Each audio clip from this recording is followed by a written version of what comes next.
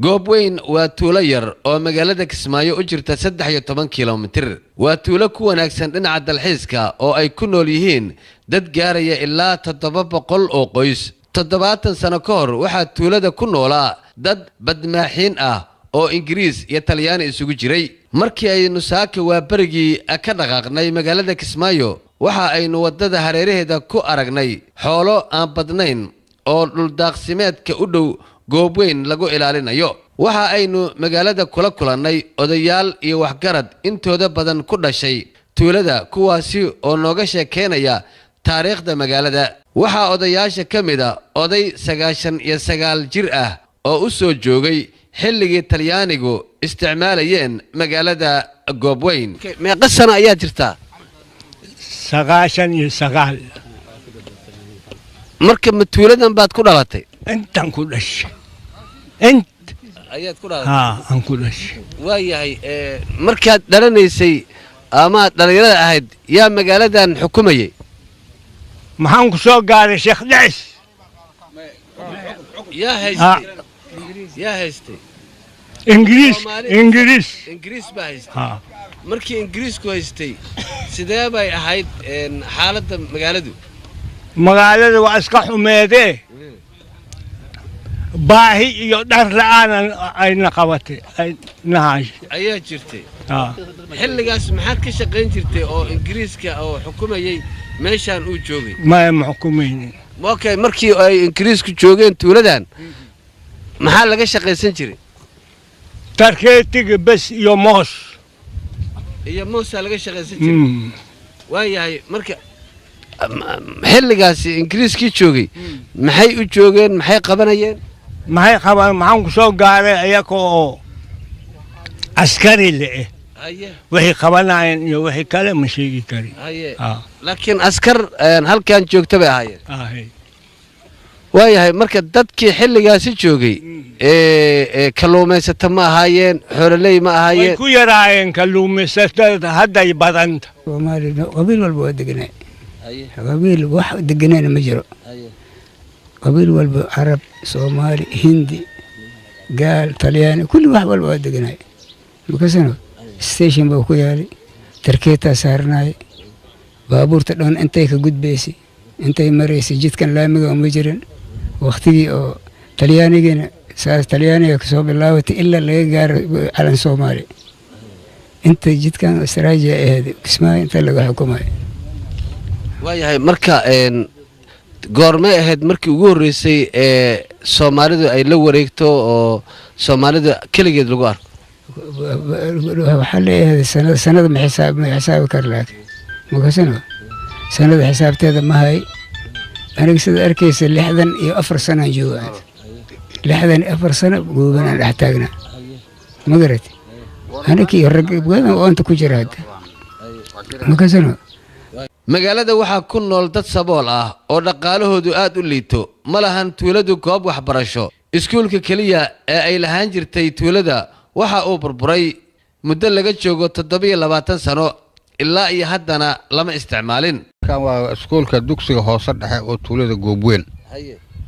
oo dadkii ka baxay qaar hadda ay yihiin xildhibaano sare burburkaas ku dhacay biyo fatahaad ku dhacday ma helin dawlad iyo hay'ad naga kaalmeeyo sidaas uu yaala ishada ku haysaa waxaan u baahanahay in dawladda Jubbaland inay gacan naga siiso iyo hay'adaha maxalliga waxaan ka codsanaynaa ilmahayn waxbarasho ma haystaan dugsi ma haysan iskool hadda oo qaablo hadda oo hoose dhexe ma hayno in gacan nolo ku siiyo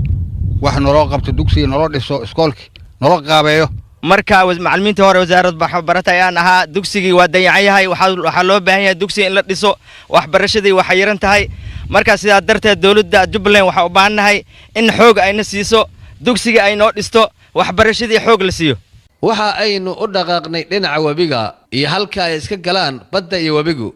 buurahan aad arkaysaan sida muuqata waxa ay ahaayeen buuro aan dad degan yahay laakiin wabiga ayaa baabiyay buuraha waxa ka dambeeya xaafad kale oo macnaha dadku ay degan yihiin waxaynu aragnay dad gaari dameero wata oo biyo ka soo dhaansanaya wabiga kuwaasi oo aynu wax ka weydiinay sababta ku kalifaysa in ay biyo wasakh ah cabaan biyahan waxaan u isticmaalayaa ilmo jadaaci iga qabo inaan ku rusheeyo hadirtaan intaan yarba dhibay ugu tahay inaan ordo oo biyihii mataqaana ilmihii aan gaarsiisan ayaan rabaa intay cirbad mago kalkaaliyaas iga imaanaya marka biyaha ma cabayaan waa cabayaan aayad kalma ma hayno marka laakiin maadaama aad leedahay waa inaan ku rusheeyaan rabaa biyahan soo wasakh ma ahanoo ayaga laftigooda cudur ma dhali karaan si fiican waa dareemi karna inay dhali karaan laakiinse aayad Allah noo keeno abtiyo aayad ma hayno annaga shicibka hadaan nahay aayad ma hayno aayad Allah noo keeno marka waxaa macnaha ceelal oo nadiifa miyaan la heli karin annaga waxaan joognaa meel la yiraahdo qabriga sheekh ceelal ma heli karna dhibaato kala kulmaan hadii oonkii macnaha qamqam geeya xoolahaas ku kalifa biyo la'aanta ku kalifaysa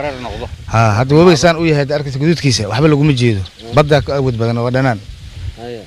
markii waxay noqonaysaa in dhibaato iga timaado cusbada badda ka imaanaysa qasab dhibaato uga maata waa dhamaadaan way dishaa way rafaadisaa xoolaha waxaan soo arkay meelo aad xirteen oo biyo xireen la yiri maxay ahayd meeshaas biyahaas waxaa marka wabiga oo soo fatahado ayuu tuulada ku shubaa biyaha kadibna markaas hay-ad oo watan in la yidhaahdo castro ayaa nooga caawiya meesha kaga xiran hadda xoogaa yar macnaha sidii hore way dhaantaa biyahaas oo fasadan wabigu magaalada markuu fataho magaalada ayuu toos u galaa miya waa galaa magaalada laamigu tagaa guryaha ka qaxaya waliba halkan waxaan u ahaan jir macallimiintii hore wasaaradda waxbarashada beertaan hadda aan dhex taaganahay anaga ayaa iskale marka waxaan u baahanahay in la ii garab qabto matooro iyo wax macnaha xoog la isiyo waya marka maxay yihiin beertaan iyo geedahan dhaadheer aan arkayno maxaa ka baxa waxaa ka baxa qumbo oo macnaha oo kismaayo loo iibgeeyo marka waa ka marka qumbaha imisa ku soo baxda bishii ma toddobaadkii maxaa ku soo baxa webiga ayaa iga qaaday markii hore ilaa iyo 1500 ilaa iyo 700 ayaan ka heli jiray bishii hadda laakiin biyihii weynaa ee daadka ahaa ayaa qaaday